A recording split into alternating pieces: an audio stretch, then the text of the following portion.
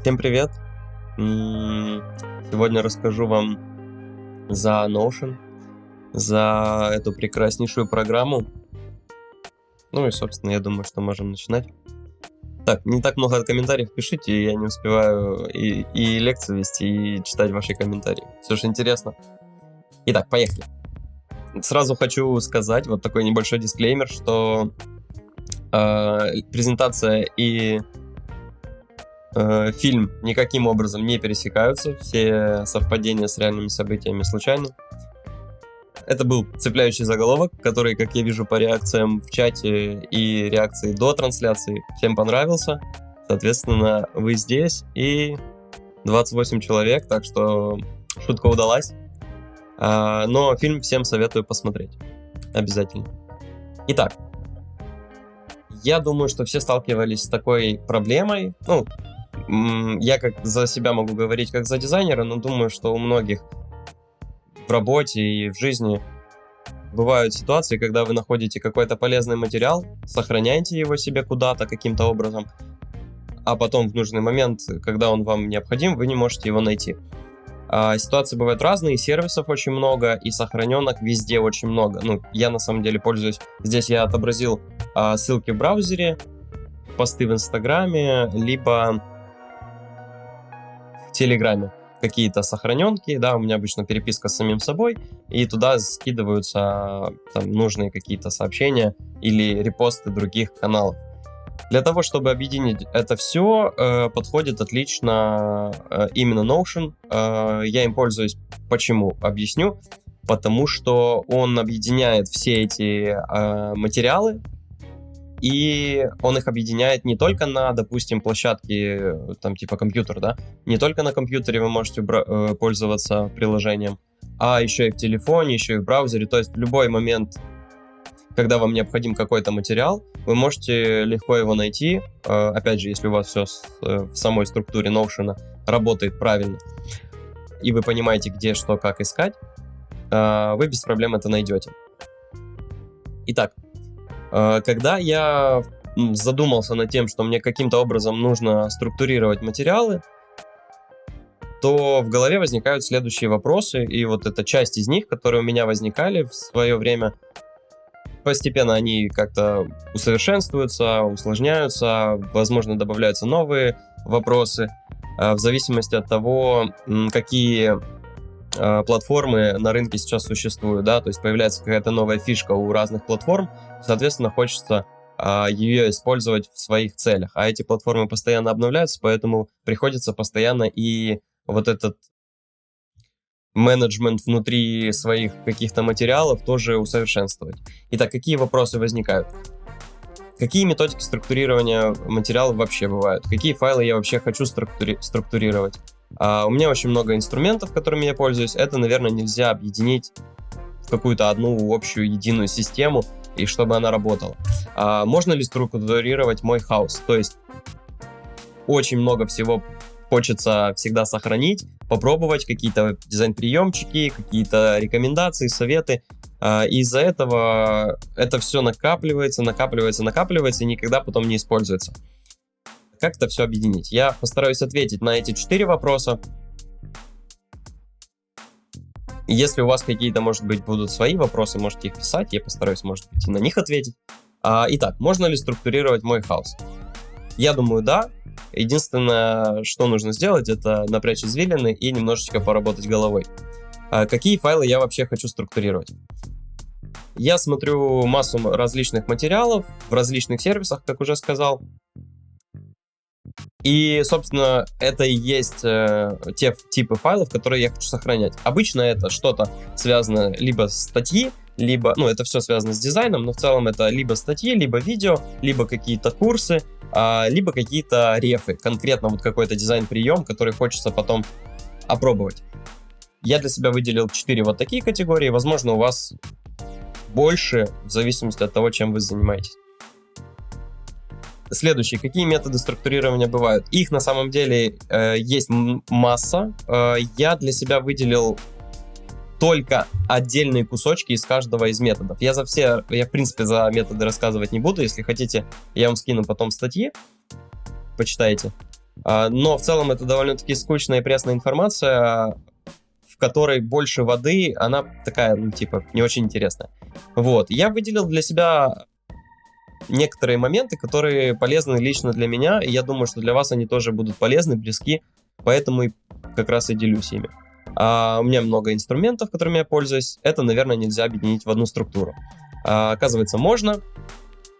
Все материалы, которые я смотрю, они относятся к дизайну по большей части. Ну, так, глобально, если брать. Вот. Все эти материалы можно разделить, ну, то есть они относятся все к дизайну, теме дизайна. Их можно разделить на определенные типы.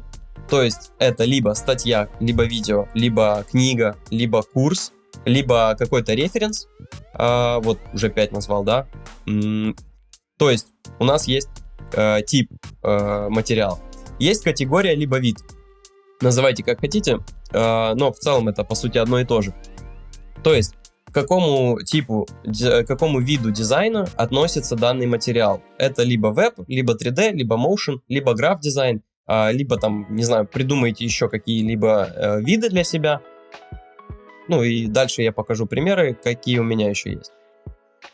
И каждый материал, для того, чтобы его удобно было найти, он, ну вообще, в принципе, любой материал, он имеет какие-то моменты, на которые, собственно, вы обращаете внимание. То есть это ради чего вы его сохранили, да, то есть мне нравится в этом материале, что здесь хорошо объясняется, как работает дизайн-система, поэтому я его сохраняю. И у меня в голове сохраняется вот такой, грубо говоря, тег о том, что в этом материале есть информация о дизайн-системе. И такие теги, и таких тегов может быть несколько, в зависимости от того, о чем статья, о чем видео. То есть, давайте разберем на конкретном примере. Вот, к примеру, два материала, да, вот эта обложка видео с YouTube, вот эта обложка статьи. Каким образом я это структурирую у себя в материалах? Тип. Что за тип у этой статьи? Ну, собственно, это статья, поэтому тип у нее статья. Далее, категория либо вид. К какой категории файлов или материалов относится данная статья? Это UI UX дизайн, то есть створі компоненты Figma с розумом. Далее, какие теги могут быть у данной статьи? Можно взять теги, которые используются непосредственно у статьи, либо у видео, если они есть. Можно взять и придумать самостоятельно на основе, даже если вы не читали статью, я уверен, что вы знаете, о чем будет в ней речь, если это статья о материалах, которые вы знаете, то есть вы с ними близки. Ради чего, собственно, вы сохраняете этот материал. Я для себя выделяю, вот, например, в этой статье такие теги: компоненты, Figma, дизайн-система, советы. Есть какие-то точечные теги, есть какие-то общие теги. Точечные теги, они вот как раз, например, дизайн-система. Это точечный компонент, который будет только... точечный тег, который будет только у статей, либо у видео, либо там, неважно, у любого материала, который относится только к дизайн-системе. Тег «Советы» — это скорее общий тег, который я могу добавить к любому материалу, который, как по мне, может мне дать какую-то рекомендацию, либо какой-то совет. То есть, к примеру, если я вот это видео еще не смотрел, но я примерно понимаю, что в этом видео будет речь о Figma и Lottie плагине. Если я вдруг когда-то буду использовать Lottie плагин, соответственно, я возьму какой-то совет или рекомендацию Сережи из этого видео. Поэтому я здесь обязательно приписываю себе вставочку «Советы», и в дальнейшем мне будет легко найти подобные советы на тему Lottie файл, потому что я здесь не добавил, например, дополнительно тег Lottie, для того, чтобы, если, к примеру, у меня будет много файлов, связанных с Lottie плагином, то мне их будет легко найти просто по тегу Lottie. Надеюсь, это понятно. Идем дальше. Если непонятно, пожалуйста, пишите вопросы, задавайте, я с удовольствием отвечу. Так, по-моему, да, мне нужно перейти к конкретному примеру. Давайте разберем на моем Notion. Я покажу, каким образом он у меня выглядит и каким образом я его использую. Покажу, как создать себе страничку в Notion именно вот для работы. Мой Notion и вообще, в принципе, рекомендую пользоваться левой навигацией, которая вот здесь находится, и создавать немного страниц, для того, чтобы у вас не было хаоса, уже начиная с навигации. Да, называется у меня мои ежедневные записи Еждин дневник, то есть ежедневные записи. У меня фамилия Еждин, кто не знает, это такая вот игра слов. Почему я немножечко добавляю креатива в Notion? Потому что это довольно-таки систематичная программа, в которой нужно все сделать в порядке, по порядку, по какой-то определенной структуре. И это довольно-таки скучно иногда бывает. Поэтому я разбавляю подобную скукоту какими-то вот подобными штуками, типа Еждин дневник. Например, вот у меня есть вкладка Meet, за которую я сейчас тоже расскажу. Это главное место, куда у меня попадает большая часть всех моих материалов, которые мне нужно в какой-то момент своей жизни прочитать, посмотреть, изучить. Есть стеллаж. Стеллаж — это, грубо говоря, шкаф с различными материалами, которыми я пользуюсь. То есть это такая отсылка к детству, где у меня дома, там, у бабушки был огромный шкаф на всю стенку, да, хранилось вообще все. И инструменты, и посуда, и вещи, и зимнее, там, постельное белье, не знаю, в общем, вообще все. И вот я решил назвать подобную полку, которая у меня ассоциируется с этим стеллажом, собственно, стеллаж. Итак, дальше идут, из такого важного, что у меня здесь есть, это 4 вкладки. Еждин дневник, Meet, стеллаж и потайная комната. Здесь 2 вида стеллажа, это я вам решил показать, каким образом можно создать разные виды стеллажей. Разобрать и тест, это тест я создавал, чтобы вам что-то показать, а разобрать — это мои старые материалы, которые у меня здесь собраны для того, чтобы их переструктурировать. Это, грубо говоря, архив из моих старых файлов, которые я по чуть-чуть перебираю и добавляю что-то вот в новый вид. Прежде чем начать заниматься структурой самого Notion, хочу сказать, что я люблю работать в темной теме, поэтому если вам тоже удобнее работать в темной, сразу скажу, где это находится. Заходите в Settings, здесь находите вкладка My Settings, и вот здесь вверху будет вкладочка Use System Settings, Light or Dark. В зависимости от того, какая у вас тема на компьютере стоит, вы можете поставить Use System Settings. То есть, если у вас компьютер автоматически переходит в темную тему, то и Notion тоже перейдет. Но можно в ручном режиме перевести в Dark. Можно Notion пользоваться и в браузере. Я здесь закрыл, но в целом ладно. Можно открывать Notion в браузере, не проблема. Но мне удобнее работать через приложение. Далее, что важно запомнить. При создании любого пейджа, который вы создаете, вообще, в принципе, в Notion есть 3 вида настроек. Первое — это общие настройки самого Notion, полностью всей программы. Это вкладка, собственно, Settings and Members. Зайдя сюда, вы можете настроить под себя всю программу. Далее, при создании New Page, я вот создаю, для этого я нажимаю вот на эту кнопочку, да, вверху слева, New Page. Эта менюшка может быть свернута, может быть развернута, в зависимости от того, как вы захотите сделать. Я создаю New Page, здесь это уже, по сути, Notion мне предлагает создать страницу, на которой у меня будут находиться материалы. У подобных созданных страниц все настройки находятся вот здесь, справа вверху, вот в этой вкладочке. То есть это второй вид настроек. Я здесь обычно что ставлю? Ставлю Full Width, для того, чтобы страничка у меня при открытии, давайте назовем ее тест, или там, не знаю, лекция, или вебинар. Вот, и где-то она у меня должна была появиться. Да, вот она. Изначально они все появляются вот здесь, то есть в страничках слева. Я ее перенес. Переносится здесь все очень легко, то есть вы просто берете и перетаскиваете, куда вам нужно эту страничку. Грубо говоря, я сейчас делаю общую навигацию. Мы нажимаем на вебинар, попадаем на эту страничку. Она у меня сейчас открылась на всю ширину. Давайте я верну Full Width, и вы увидите, как выглядит, когда не на всю ширину страничка. У меня экран широкий, поэтому мне привычнее работать, когда материалы все сделаны на всю ширину страницы. Далее. Например, у меня есть ежедневник. Здесь у меня находятся 4 вкладки, да, то есть это 4 разные страницы. Они имеют 3 разных состояния. Либо галерея, то есть вот такие карточки, либо вот такие, просто как подписи плюс иконка, либо таблица. Ну, таблицы я, в принципе, здесь этой не пользуюсь, но в основном я люблю карточки. Карточки удобно воспринимать визуально. Вы сразу видите и понимаете, где что находится, где какой материал и каким образом, ну, по памяти в голове, не знаю, я по скрину обычно понимаю, если я помню, если я читал этот материал или знакомился с ним, я понимаю, о чем там речь, ну так, в общих чертах. Итак, мы создаем страничку. Давайте, здесь будет заголовок. Далее, если вы никогда не пользовались Notion, рассказываю прям по деталям. Если вы вдруг что-то знаете, ничего страшного, это круто, возможно, я для вас что-то новое расскажу. Я здесь хочу сделать, к примеру, вот такие карточки, да. Я захожу сюда, под заголовком начинаю что-то писать.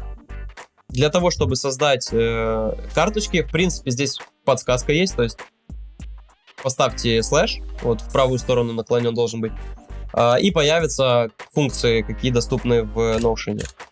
Я ставлю слэш. Вот, и появляется вот такой список из предлагаемых вариантов того, что можно создать. Этот же список можно вызвать, если нажать на вот этот плюсик. То есть можно не писать слэш. Довольно-таки удобно. На самом деле здесь все очень просто. Здесь каждый из элементов визуально показан, как он выглядит. Ну, давайте я покажу самые основные, которые я использую. Это, вот чуть пониже, если пролистать, здесь есть database.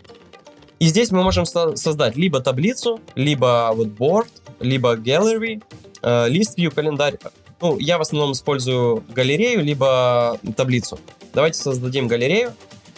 Изначально она появляется вот такой пустой, но при этом я могу скопировать то, что у меня уже существует. Я не советую это делать, лучше самостоятельно собирать себе новые таблицы, либо галереи. Для этого нажимаю вот на эту вкладочку New Database. Нажимаю, и он мне закидывает 3 карточки, базово, шаблончики такие, открыв которые, они имеют какой-то материал. Ну, первая имеет, остальные не имеют, но их можно заполнить. Я это все обычно удаляю, либо удаляю саму карточку. Карточки точно так же настройки имеют справа вверху над собой, вот здесь. Удаляю, например. У вот подобного плана, ну, не назову это таблица, у галереи, у этого вида карточек можно добавить другой вид. Как, например, вот у меня в меду у меня есть вот разные виды. Есть галерея, есть тип, есть категория, есть статус. Галерею мы уже знаем, да, то есть это вот такие карточки. Как создавать, я показал. Я хочу, например, показать этот же весь материал, но в виде таблицы. Вот так это может выглядеть, в зависимости от того, что у вас находится внутри вашей карточки. То есть, если я открою карточку, здесь тоже будет эта информация, которую вы видите в таблице, но при этом она по-другому отображается. Каким образом дать вот такой вид? Я задаю, вот здесь нажимаю на плюсик, где галерея появилась, создаю, ну, здесь по дефолту создается как раз таблица. Но когда вы нажимаете на плюс, справа появляется менюшка, и здесь вы можете выбрать, какой внешний вид вы хотите показать для этой же информации. То есть, обратите внимание, у меня здесь 2 карточки, Page 2, Page 3. В таблице эти же карточки, дата их создания и теги. То есть, базово создается шаблончик такой таблички. Вот, если я еще раз нажму, здесь можно выбрать еще какой-то вид, например, лист, да, то есть список. Можно таймлайн сделать. В зависимости от цели. Ну, я в основном, опять же, повторюсь, использую только таблицы и галереи.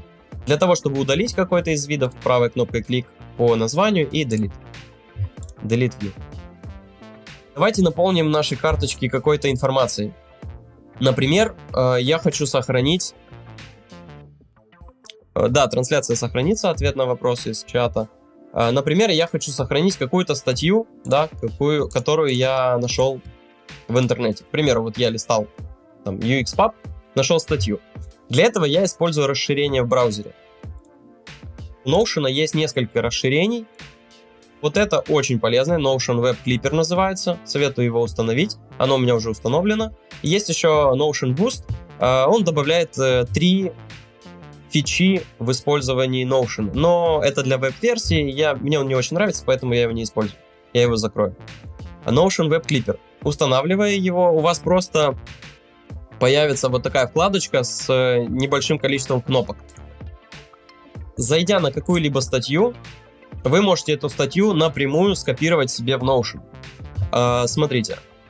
Важное уточнение. Вы должны быть залогинены в Notion через браузер. То есть у вас в браузере, если вы зайдете на сайт Notion,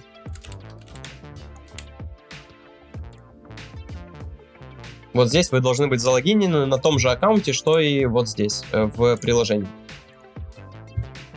Вот, так, у меня здесь, да, была проблемка, и, скорее всего, она сейчас будет, и я за нее расскажу. Смотрите, когда я сохраняю статью, как сохранить статью? Я просто нажимаю на эту иконку, выбираю, куда я хочу сохранить. Здесь будут отображаться те странички, которые у вас находятся вот здесь, вот в этой части. Вот, например, вот здесь у меня страничка заголовок. Сейчас мы посмотрим, она есть, нету. Если ее нету, мы попробуем обновить. Нету ее здесь, давайте обновим. Или, нет, давайте я закрою браузер. Так, есть. Сейчас, секундочку, я трансляцию себе на отдельную вкладочку вынесу. Есть. О, у меня все закрылось. Ну окей, давайте я снова зайду на UXPub. Вот, статья. Я захожу в этот плагинчик. И у меня здесь снова... Нет, вот есть. Вот есть страничка Page. Я нажимаю на нее для того, чтобы сюда, вот в эту страничку, сохранить эту статью. Нажимаю Save Page и перехожу в Notion. Здесь у меня она вот таким образом сохраняется, то есть в виде карточки. Ну, она немножко по-другому выглядит, да, это немного неудобно, но для того, чтобы было удобнее, я советую на первый план вынести список вот этот, таблицу.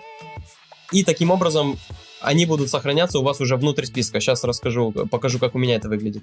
Ну, а для того, чтобы эту карточку добавить сюда, я просто выделяю ее, вот зажав вот слева от карточки, и переношу вот сюда, рядышком с этой карточкой.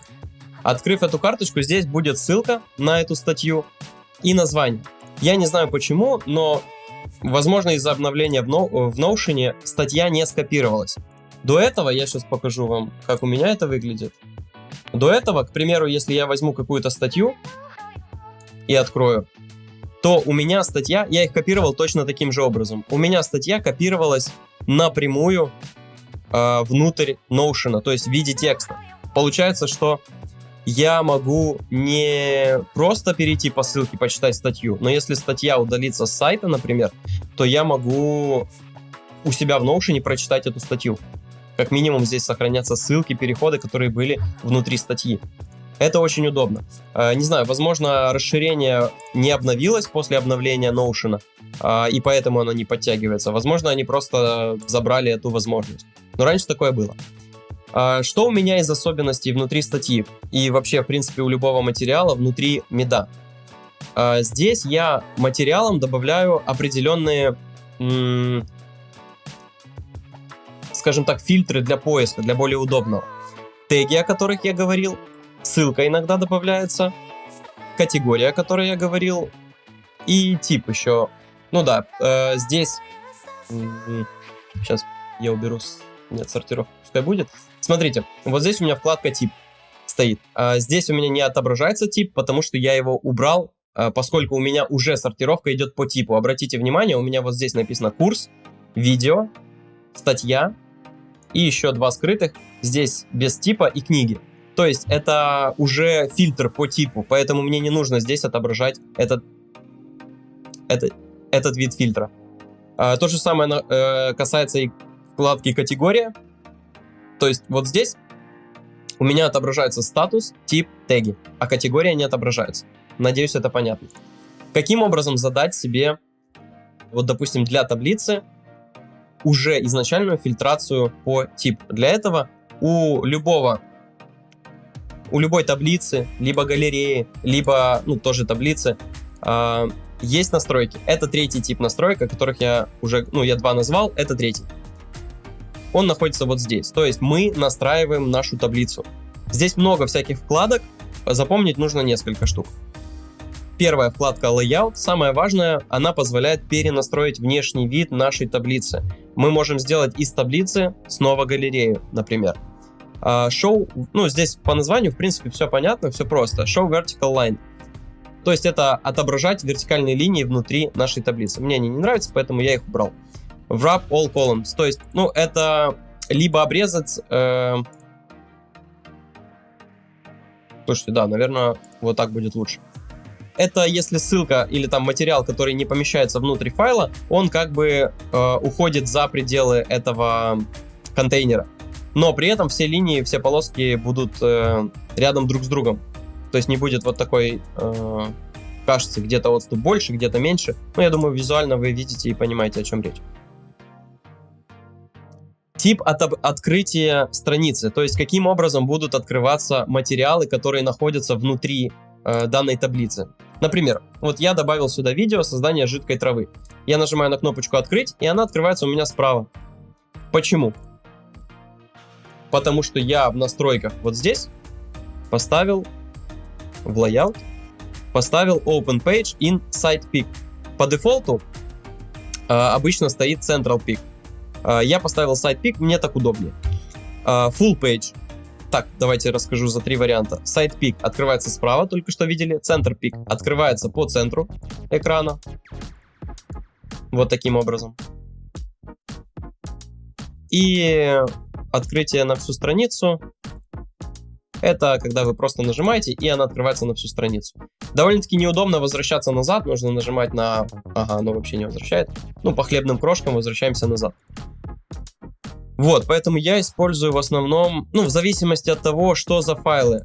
Возможно, вам будет удобнее открывать по центру экрана. Мне удобнее справа, поэтому я этим вариантом пользуюсь. Например, в стеллаже я пользуюсь разными вариантами открытия файлов.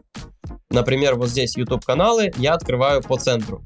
Таким образом, мне удобно закрывать файлы, и ничего никуда не едет.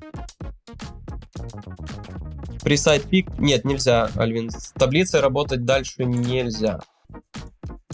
То есть, если я открываю вот таким образом эту страничку, да, то я могу сюда нажать и что-то здесь делать, но у меня закроется соседняя страничка. Вот эта, которую я открыл. И просто если я сюда добавлю, например, боковое открытие, давайте вот, например, сюда добавлю Side Pick. И открою какую-то вкладочку, то при закрытии, вот видите, у меня возникают проблемы. Я куда ни кликну, мне сложно найти место, на которое я могу нажать и спокойно закрыть эту вкладку.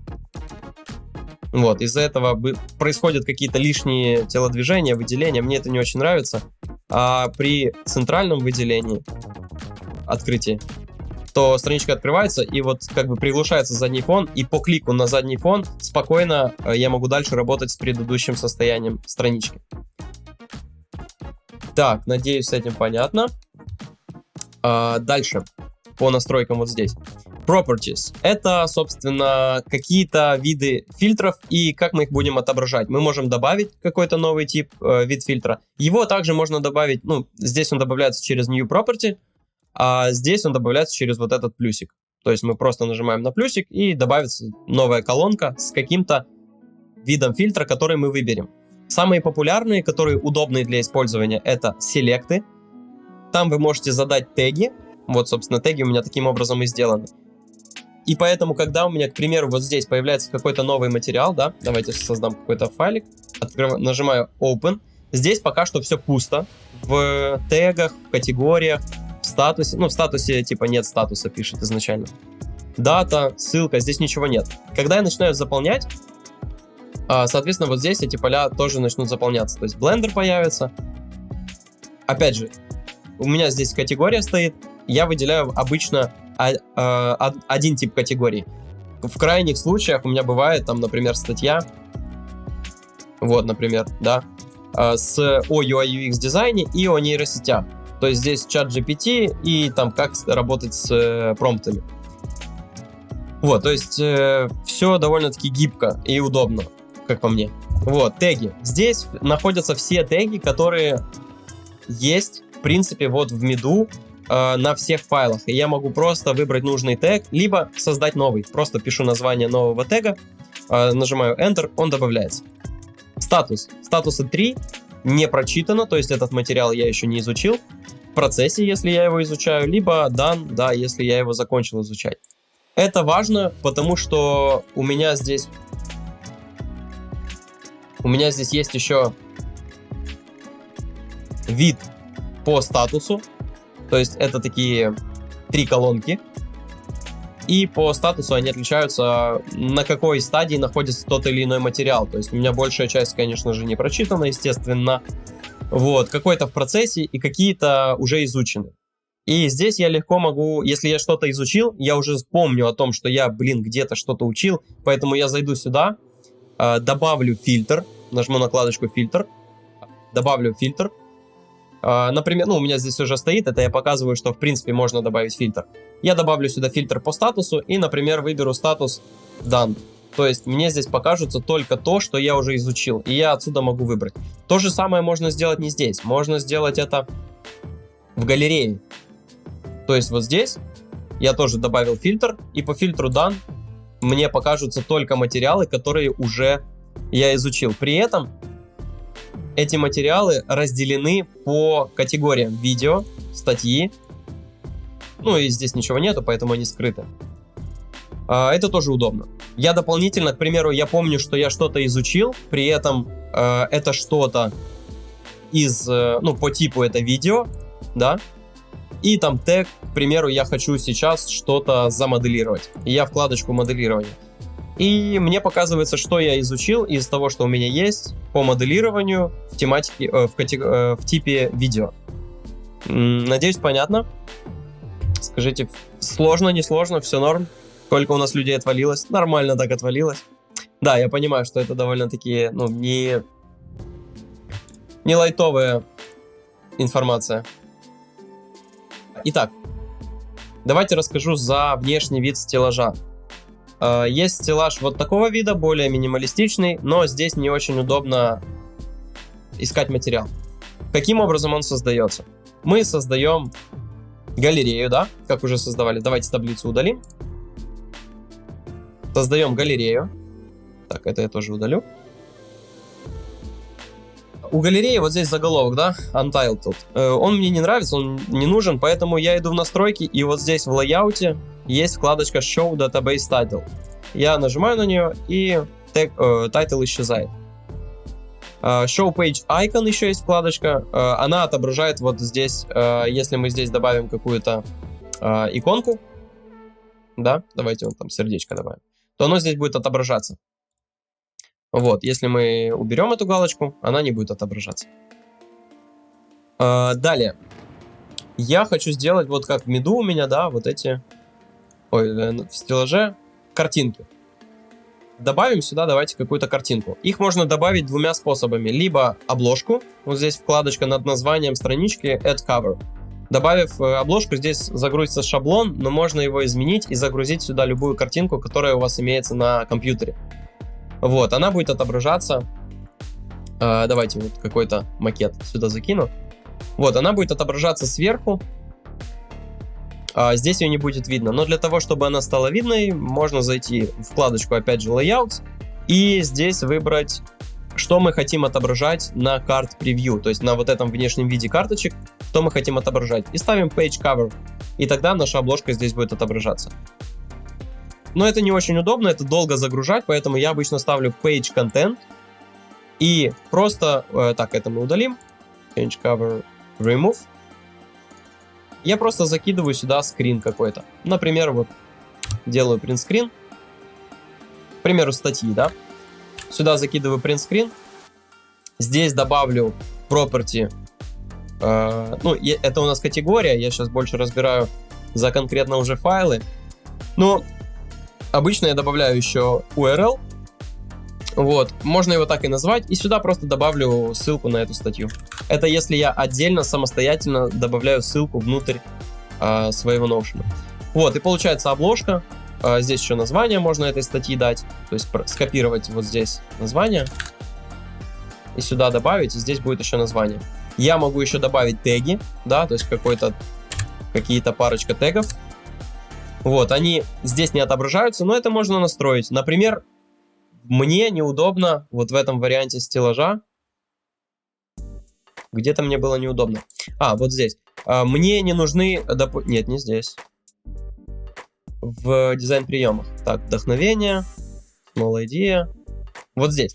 Например, мне здесь не нужны вот эти названия и эти иконки. Я просто в настройках, вот здесь, в лейауте. Нет, вру, не здесь. Уже в предыдущем варианте настроек. Вот здесь. Когда мы... Давайте зайду на страничку. Вот здесь. Здесь у нас есть большое количество настроек. И я, например, не хочу показывать название и иконку, да. Я нажимаю на Properties. Здесь у меня отображается, что имя и теги показываются. Я убираю глазик с названия, и название исчезает. Соответственно, иконка тоже исчезнет, потому что она привязана к названию. Но если вам только иконку хочется убрать, возвращаясь к предыдущему объяснению, мы вот здесь Show Page Icon отключаем. Так, надеюсь, с этим понятно. Покажу, как у меня устроен, допустим, стеллаж. Вот этот. Здесь большое количество информации. Здесь все, что мне нужно для работы обычно. То есть, например, у меня здесь находятся библиотеки, всякие инструменты. Я их объединил в одну группу. То есть я, если, к примеру, хочу найти какой-то инструмент, да, либо какую-то библиотеку с дизайнами готовую, у меня это не ссылка, хотя вру, у меня есть и ссылки сохраненные вот здесь, да, например, там Goodly сайт. То есть самые популярные, которые я использую, они находятся у меня в браузере, но в любом случае они у меня дублируются внутри библиотеки для того, что если я вдруг удалю Opera или там другой какой-то браузер, то в Notion у меня все будет. К примеру, вот я хочу найти, да, какие-то швейцарские плакаты. Вот у меня есть карточка, внутри которой у меня есть тег тип Graph Design, теги вдохновение, постеры, рефы. Мне легко найти этот материал, эту библиотеку, потому что, во-первых, она называется библиотека швейцарских постеров, во-вторых, у нее есть теги, постеры и рефы. То есть я потенциально знаю, что мне нужно найти постеры, буду искать по тегам постеры. Думаю, это логично. Здесь есть поиск, можно вручную писать что-то, можно с фильтрацией по конкретному тегу. Я здесь уже вынес изначально себе фильтр по тегам и просто, например, хочу сегодня повдохновляться. Ставлю галочку «Вдохновение», и у меня здесь отображаются сервисы. Вот, например, коллекция дверей, да. Перейдем на сайт, и мы можем вдохновляться фотографиями разных дверей. Создавая карточку, я всегда добавляю ссылку на сайт и добавляю скрин для того, чтобы у меня обложка была с визуализацией того, что находится на этом сервисе. Далее, YouTube-каналы, я себе тоже их отдельно сохраняю, потому что у меня в YouTube довольно-таки большое количество подписок, и очень трудно иногда искать материалы. Есть, допустим, вот вдохновение вкладка, она у меня самая масштабная. Здесь у меня находится навигация внутри навигации, то есть у меня есть боковая навигация вот здесь в стеллаже. Как она сделана? Она довольно хитро сделана, костылями, но мне так удобнее. То есть я сразу вижу все сервисы, которые у меня имеются, да, то есть она такая обширная, эта библиотека. Но по ней неудобно двигаться, да, то есть у нас нету такой менюшки, которая будет закреплена, и я там нажал на вдохновение, и меня перекинуло на это вдохновение, на вкладку. Я исхитрился, как я сделал? Я добавил вот такие вот разделители вручную, то есть как они добавляются. Мы просто вот здесь в списке там выбираем разделитель, вот он, divider, добавляем и просто переносим его вот сюда. Вот, и у нас здесь будет отдельно разделитель. И у этого разделителя есть ссылка, то есть вот copy link to block. Я могу скопировать ссылку на этот блок и вот сюда, это я уже себе добавил навигацию, на вкладочку, допустим, вдохновение, вот здесь у меня находится разделитель, и я вот скопировал ссылку на этот дивайдер, и вот здесь, где вдохновение, на вот этот текст, я накинул ссылку на вот этот дивайдер. Надеюсь, понятно объяснил, да? И теперь по нажатию на кнопку вдохновения меня перекидывает на вот этот блочок. Если же я бы делал это вот в этом стеллаже, то я бы заходил во вдохновение, и уже вот здесь у меня были эти подпункты, так скажем. Вот, и уже зайдя, допустим, в сайты и интерфейсы, здесь у меня будут разные карточки. Но здесь старый вариант, поэтому здесь их немного. Вот, здесь, допустим, сайты и интерфейсы, по-моему, да, здесь побольше уже этих сохраненных. Но тоже, видите, мне не очень нравится, что всего по 2 карточки. Поэтому я у этого внешнего вида галереи изменю внешний вид с Central Pick на Side Pick. Почему? Потому что теперь, когда я открываю вдохновение и сайты интерфейсы, у меня здесь по 4 карточки. При этом я могу эту ширину регулировать вручную в зависимости от своих возможностей ширины моего экрана. Вот таким образом у меня устроена навигация здесь. Как сделать так, чтобы у вас экран был разделен на 2 части, да? Ну, на 2 или более. Когда вы находитесь вот здесь, вы можете создать, например, давайте вот ниже, я просто под табличкой вот здесь добавлю какой-то, например, текст. Пускай будет обычный текст. H какой-то там, H2, да? Пускай это будет навигация. Навигация 1, навигация 2. Ой. Вот, видите, это у меня H2, а вот это не H2. Я для того, чтобы изменить вот этому варианту надписи, сделать его навигацией 2, просто нажимаю на вот эти 6 точек, и вот здесь Turn Intro выбираю H2. И у меня это теперь два заголовка 2 уровня. Теперь, для того, чтобы сделать, видите, это одна большая такая широкая полоска. Чтобы сделать из нее несколько штук, я туда же нажимаю, и здесь Turn Intro, и здесь меняю на тип. И меняю на тип в самом низу, здесь на 2 колонки, 3 колонки, 4, в зависимости от того, насколько вы хотите разделить ваш контент на экране. Давайте разделим на 3 колонки. И получается у меня вот одна колонка, здесь она, вторая не видно, ее нужно найти. Вот видите, курсором, когда вожу, ее тогда становится видно. И сюда мы можем перенести вот эту категорию, мы можем вот сюда, видите, подсвечивается широкая полоска, узкая полоска. Отпускаю, вот меня сюда закинуло. Вот здесь, почему, видите, они не на одном уровне, потому что сверху есть еще одна полоска. К этому нужно привыкнуть, что здесь все вот так скачет, прыгает, потому что, по сути, это экселевский файл, но без визуализации вот этих разделений. Я удаляю эту полоску, нажав Backspace, и у меня теперь эти 2 полоски на одном уровне. Я могу эту продублировать, нажать Duplicate, это будет 3-я, и вот сюда мы закинем 3-ю. Это удалим. Вот, и у нас получилась вот такая навигация, да, из 3 табов. Опять же, я могу... Ой, это я все вместе выделил. Работает Ctrl-Z, точно так же, как и во всех программах. Беру один файл, сюда переношу. Беру второй файл, сюда переношу. Вот у нас навигация теперь сбоку, но при этом, видите, у меня все вернулось на состояние... Так, и для того, чтобы, регулировать ширину контейнеров, просто беремся за вот краешек, находим вот здесь вот этот разделитель и можем регулировать ширину одного блока и второго. Вот таким образом. Как добавить вот эти дивайдеры, и которые могут быть в дальнейшем навигации? Я добавляю, через плюсик добавляю дивайдер, беру его, переношу вот сюда, под галерею, чтобы он у нас был на половинку экрана. Копирую ссылку на него, выделяю навигацию, и вот здесь, где линк, просто Ctrl-V и Enter. И теперь вот эта ссылка ведет на вот этот дивайдер. Давайте нажмем, видите, он выделяется, подсвечивается. Теперь это есть ссылка. Если здесь будет большое количество материалов, то у нас эти ссылки будут нас перенаправлять, как у меня в предыдущем макете, что я показывал. Так, надеюсь, с этим понятно. Наверное, я на этом буду заканчивать. Если у вас... нет, не буду. Я еще не сказал за ежедневные записи. Вот за этот журнальчик, это последнее, за что я расскажу. У меня есть ежедневник, в нем у меня есть, 3 вкладки. Тренировки не берем, это отдельная история. Ежедневные записи — это то место, куда я складирую вообще все, что у меня за день возникает. Какие-то мысли, какие-то идеи.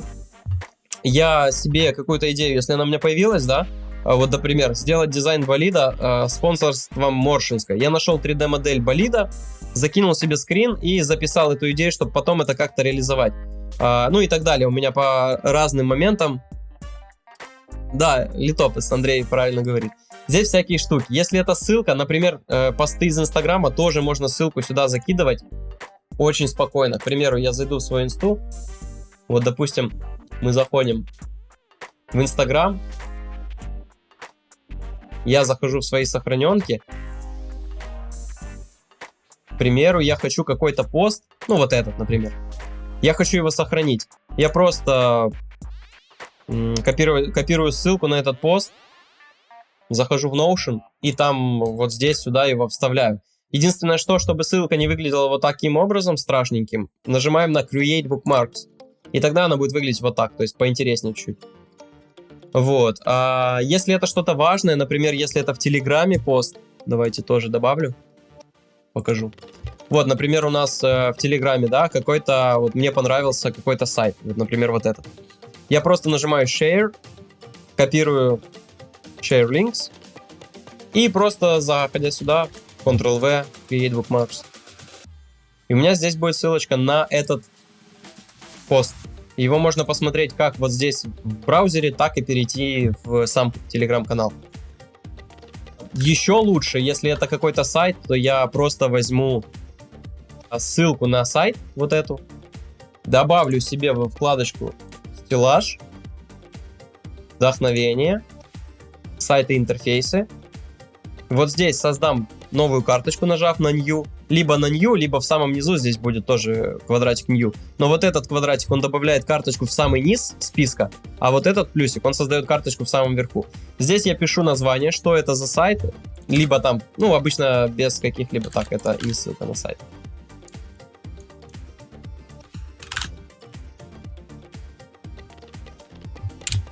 Вот сюда в URL вставляю ссылку, дублирую сюда, делаю Create Bookmarks, и там беру картинку, сделаю скрин.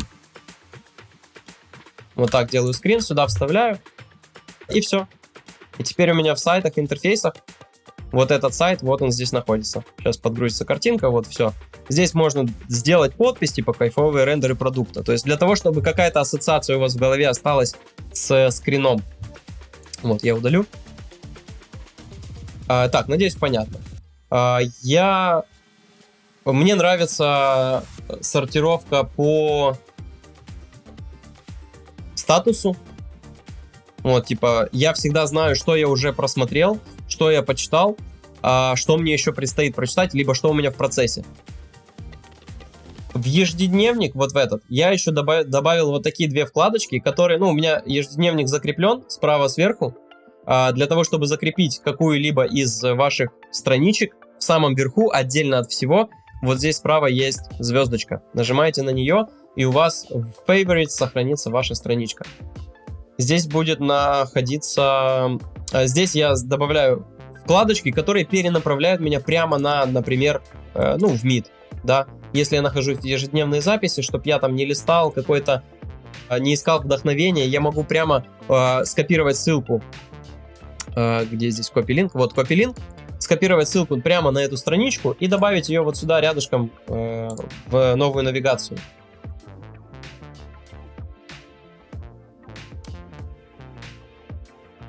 Вот сюда. То есть дописать, что это будет за страничка, добавить ссылочку, и она сохранится. Вот. Так, в целом, наверное, все из того, что я хотел рассказать. Важно из того, что можно еще подметить, это в ежедневных записях я обычно все чищу. спустя там неделю, 2, для того, чтобы у меня этот список не захламлялся. Отдельно скажу, у меня есть еще вкладка «Заметки из книг». То есть, если я читаю какую-то книгу, я могу выписывать себе какие-то цитаты. Они обычно все будут находиться здесь. У меня есть старый вариант записей, заметок. Вот, поэтому здесь пока только та книга, которую я сейчас читаю. Есть вкладка «Вопросы к самому себе», на которые я хочу ответить. Вот. Это из того, что есть. Потайная комната — это из материалов, которые для меня важны, над которыми я работаю, и все такое, что больше, знаете, такое свое личное. Наверное, так это можно назвать. Вот. На этом, наверное, я буду закругляться, а то я и так у вас время отнял. Поэтому не забываем ставить лайки. Все, кто пришел на трансляцию, большое вам спасибо за просмотр, что досидели до конца. Я рассказывал долго, но надеюсь, эта информация вам будет полезная. И в будущем вы поделитесь со мной с какими-то секретиками, которые вы нашли самостоятельно в этом сервисе, а может какими-то, не знаю, интеграциями или какими-то штуками, которые были вами обнаружены и улучшили, ускорили вашу работу в поисках или в сохранении какой-то инфы важной и прикольной. Всем большое спасибо.